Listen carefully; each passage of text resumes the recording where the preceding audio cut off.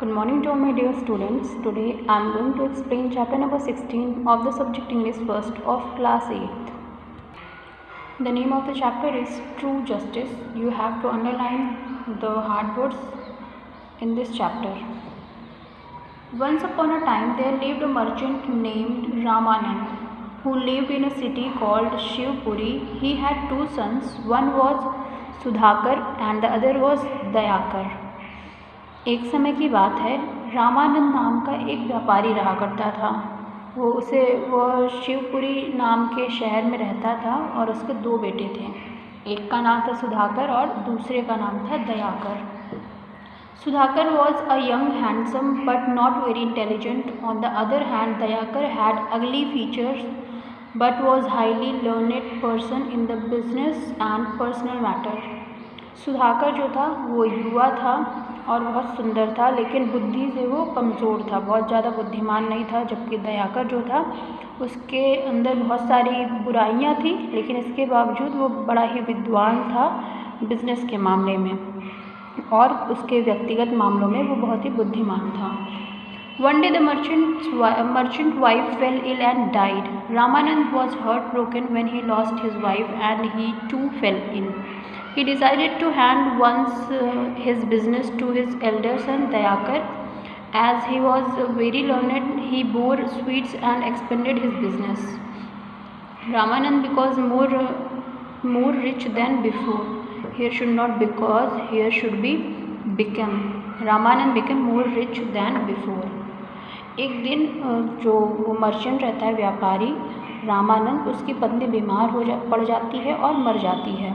इससे रामानंद का जो हृदय रहता है वो बिल्कुल टूट जाता है और वो भी बीमार पड़ जाता है। जब वो बीमार पड़ जाता है तो वो अपने व्यापार को कैसे आगे बढ़ाता, तो वो डिसाइड करता है कि वो अपने बड़े बेटे दयाकर को अपना बिजनेस सौंप देगा। क्योंकि वो बुद्धिमान था, विद्वान था, तो उसकी जो बुद्धि रहती है, उसका दिमाग, उसके दिमाग की वजह से, चतुराई की वजह से रामानंद का व्यापार बड़े अच्छे से फलता फूलता है और आगे बढ़ता है और रामानंद पहले से और भी ज़्यादा अमीर हो जाता है। In the same city, a merchant named Guneshwar also lived. He had two daughters. The elder was Rama and the Shobha was the younger one. Guneshwar decided to marry his daughters to Ramanand's sons. Hearing the proposal, Ramanand became glad. उसी शहर में एक और व्यापारी गुणेश्वर रहते थे, जिनकी दो पुत्रियां थीं। पहली वाली, बड़ी वाली का नाम रामा था और छोटी वाली का शोभा। तो गुणेश्वर जो रहते हैं वो डिसाइड करते हैं, वो निश्चय करते हैं कि वो अपनी बेटियों की शादी रामानंद के बेटों से करेंगे। तो जब रामानंद के पास ये प्रस्ताव जाता है तो वो सुनकर के बड़े खुश हो जाते हैं, क्योंकि वो भी एक व्यापारी रहते हैं। इसलिए Rama was happy and impressed by Sudhakar's handsome looks and chose him as her husband. But Shobha refused to marry Dayakar as he was not handsome. He became angry and took an oath that I will marry a far more beautiful girl than Shobha. Rama जो रहती है वो सुधाकर को से बहुत ही प्रभावित होती है और वो उससे शादी करने के लिए राज़ी हो जाती है, क्योंकि वो बहुत ही सुंदर और अच्छा दिखने वाला था। जबकि शोभा जो रहती है वो दयाकर से शादी करने से मना कर देती है, क्योंकि वो हैंडसम नहीं था। तो दयाकर जो रहता है वो उसे बड़ा गुस्सा आता है और उस दिन से वो शपथ लेता है कि वो शोभा से कहीं ज़्यादा सुंदर लड़की से शादी करेगा। After some days Rama and Sudhakar got married. Soon after their marriage, Ramanand died. One day Rama went to Dayakar and said, "Dear brother, my sister Shobha rejected your proposal. You must be angry with me too. I am scared about our future." तो कुछ दिन के बाद रामा और सुधाकर की शादी हो जाती है और जल्दी ही रामानंद की मृत्यु भी हो जाती है।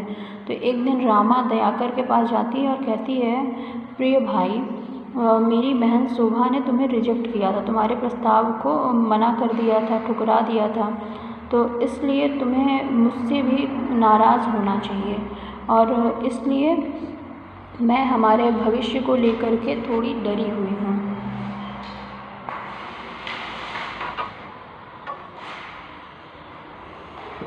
Dayakar replied, "Have no fears. What can I do to make you feel secure?"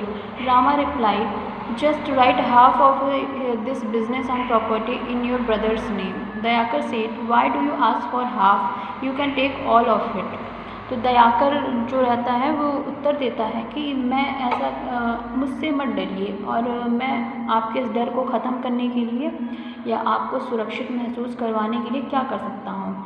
तो रामा उत्तर देती है कि बस तुम अपने व्यापार का और अपनी संपत्ति का आधा हिस्सा अपने भाई के नाम पे कर दो। तो दयाकर कहता है कि आप आधा क्यों मांग रही हैं, आप पूरा ले लीजिए।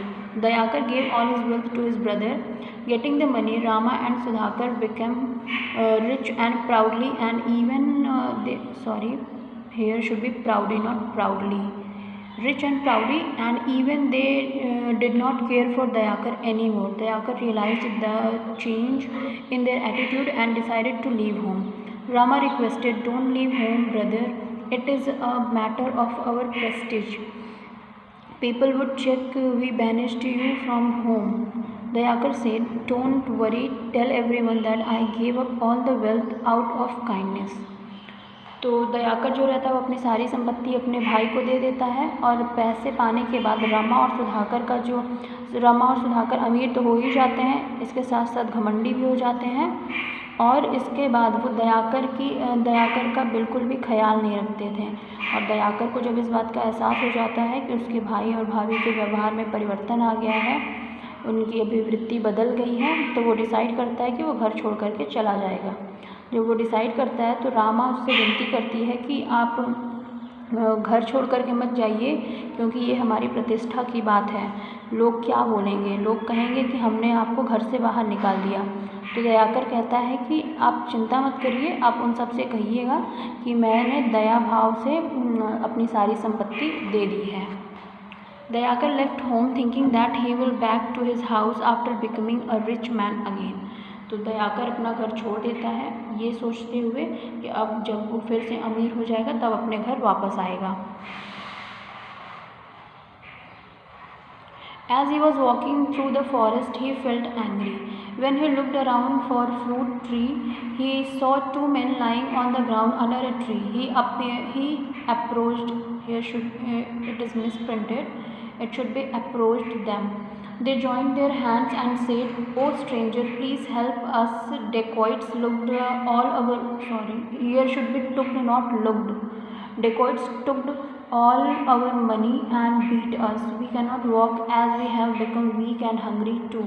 Can you give us some money?" फिर जब वो जाते जाते जंगल में पहुंच जाता है तो उसे भूख लग जाती है। अब वो आसपास पेड़ों में फल के पेड़ ढूंढने लगता है। तभी उसे दो मनुष्य दिखते हैं जो कि पेड़ के नीचे ज़मीन पे लेटे रहते हैं। जब वो उनके पास जाता है तो वो जो दोनों आदमी रहते हैं वो अपने हाथ जोड़ करके कहते हैं कि हे पथिक, स्ट्रेंजर यानी अजनबी रहता है, ये दयाकर जो है उनके लिए अजनबी रहता है। तो वो कहता है कि हाथ जोड़ करके वो दोनों व्यक्ति बोलते हैं कि हम जो डकैत हैं उन्होंने हमारे सारे पैसे छीन लिए और हमको बहुत मारा भी है और हमारी हालत अब ये हो गई है कि हम चल फिर नहीं पा रहे हैं, हम बहुत कमज़ोर हैं और भूखे भी हैं। क्या आप हमें कुछ पैसे दे सकते हैं? Dayakar looked around and saw some trees laden with fruits. He picked all the fruits and offered them to eat and said, "Please have these fruits, and when you feel your stomach, please leave some fruits for me as I am hungry too." तो दयाकर चारों तरफ देखता है, तभी उसे कुछ पेड़ दिखते हैं जिसपे कि फल लदे होते हैं। वो ढेर सारे फल तोड़ करके उन लोगों को दे देता है और कहता है, ये लीजिए, आप लोग खा लीजिए, जब आपका पेट भर जाए तो कृपया करके मेरे लिए भी कुछ फल छोड़ दीजिएगा, क्योंकि मैं भी बहुत भूखा हूँ। Both of them ate all the fruits and felt sorry. One of them said, "We are sorry for eating up all the fruits, but we want to pay back for Jem's kind act. I am Ratnaswamy, a rich merchant from Bijapur. This is my helper Kusumkar, and I can help you in any way." तो दोनों जो रहते हैं वो लोग सारे फल खा जाते हैं और फिर उस सारे फल खाने के बदले में दयाकर से माफ़ी मांग लेते हैं। लेकिन फिर आगे वो बोलते हैं कि हम इस दया के बदले में हम आपको कुछ भी दे सकते हैं। हम रत्नास्वामी हैं। उसमें से एक जो रहता है वो कहता है मैं रत्नास्वामी हूँ, जो कि बीजापुर का बहुत ही अमीर व्यापारी हूँ, और ये मेरा सहायक कुसुमकर है। हम आपको किसी भी तरीके से मदद दे सकते हैं। Dayakar told his story to Ratnaswami. Hearing his story the merchant said, I have no son to take care of my business, you come and take care of my business. तो दयाकर अपनी सारी कहानी रत्नास्वामी को बता देता है। रत्नास्वामी उसकी दयाकर की कहानी सुनने के बाद कहता है कि मेरा कोई भी पुत्र नहीं है जो कि मेरे बाद मेरे व्यापार को देख सके, इसलिए तुम आओ और मेरे व्यापार का देखभाल करो। Dayakar agreed and started working in Ratnaswami's shop. Kusumkar let Dayakar stay in his house. Ratnaswamy gave him salary as well as share of his profit to him. By this Dayakar had some wealth. तो अब क्या होता है, दयाकर जो रहता है वो सहमत हो जाता है कि वो रत्नास्वामी की दुकान में काम करेगा। वो जा करके करने भी लगता है और वो कुसुमकर के घर में रहना भी शुरू कर देता है। कुसुमकर के घर में दयाकर रहता था। रत्नास्वामी उसके काम के बदले में उसे सैलरी तो देता ही था, उसके बाद उसके फ़ायदे का जो फ़ायदे का हिस्सा होता था वो दयाकर को दिया करता था। इसकी वजह से धीरे धीरे दयाकर ने कुछ संपत्ति इकट्ठा कर ली थी। Kusumkar had a beautiful daughter Manorama. On the other hand, Ratnaswamy also had a daughter, but she was ugly, have Rajwati.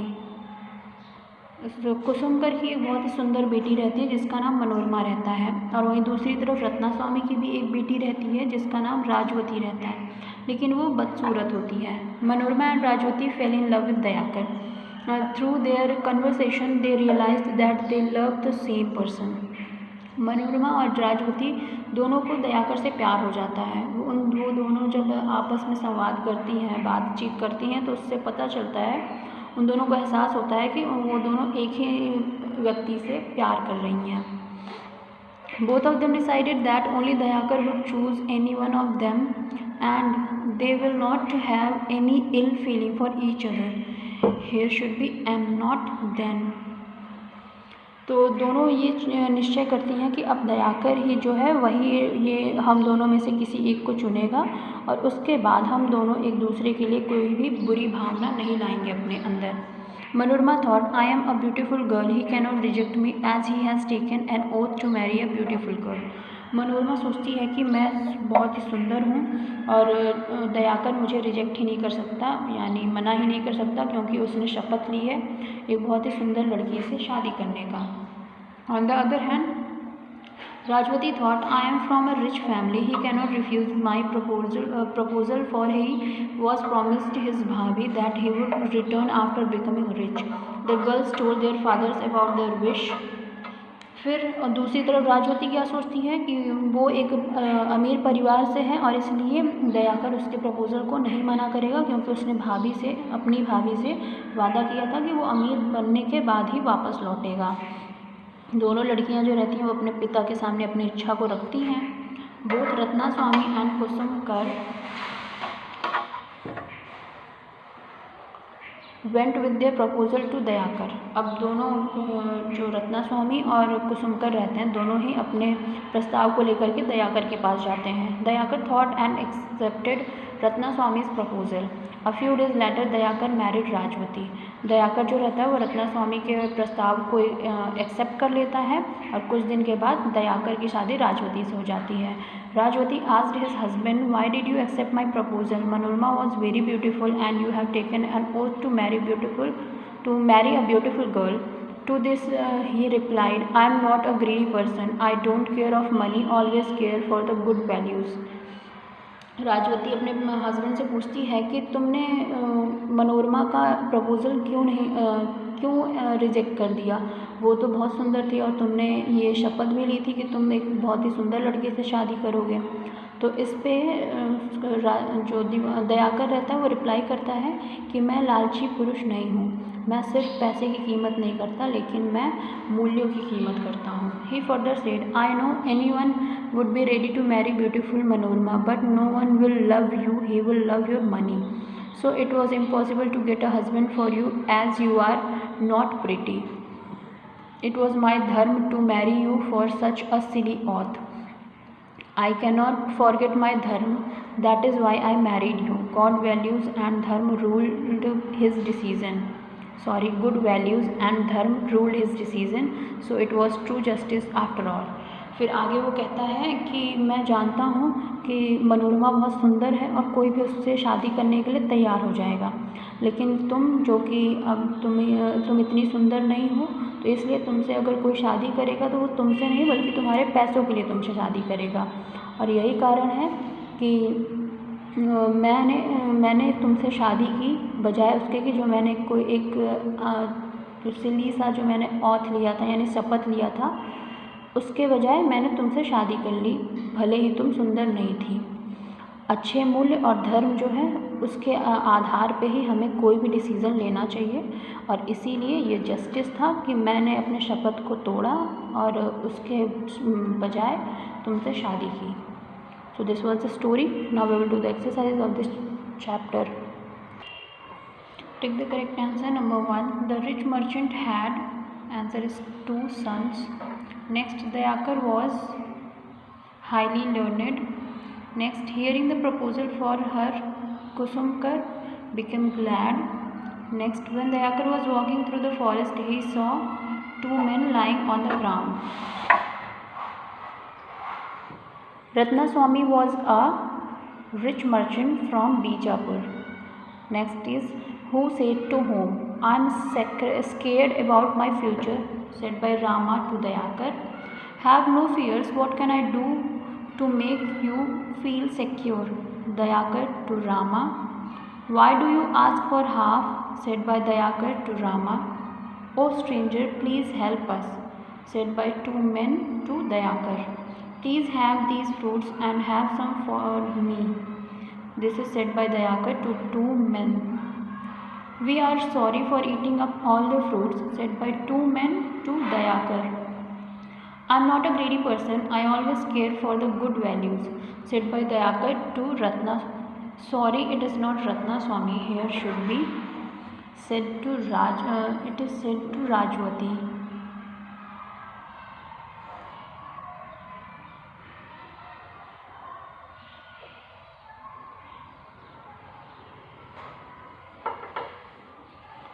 Now fill in the blanks. Number 1. The merchant lived in a city called Dash, it is Shivpuri. Sudhakar was young Dash but not very Dash. Answer is handsome, intelligent. Dayakar gave all his dash to his brother. Answer is wealth. He picked up all the fruits and dashed them to eat. Answer is offered. Ratnaswamy gave him dash as well as share of his dash to him. It is salary and profit. Next, Manorama and Rajwati fell in dash with Dayakar. Answer is love. Next, good dash and dash ruled his decision. Answer is values and dharma. Next, write true or false. Number 1. Dayakar was handsome son of Ramanand. It is false. Guneshwar had 2 daughters. True. Shobha refused to marry Dayakar. It is true. Dayakar refused to give the wealth to his brother. It is false. Dayakar married Rajwati. True.